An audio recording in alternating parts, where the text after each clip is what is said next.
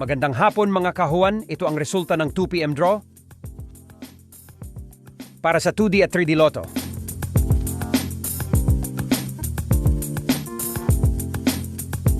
Para sa 2D Lotto result 2 PM draw, 17, 13, in exact order. Ito naman ang resulta sa nakalipas na 3 araw ng 2D Lotto, 2 PM, 5 PM at 9 PM results.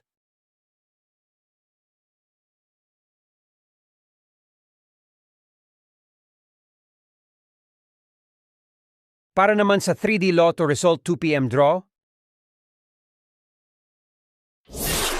8,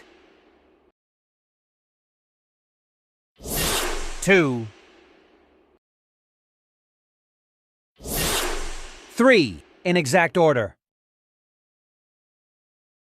Para sa araw-araw na update sa resulta ng PCSO Lotto Games, mag-subscribe sa ating channel at huwag kalimutan i-click ang notification bell.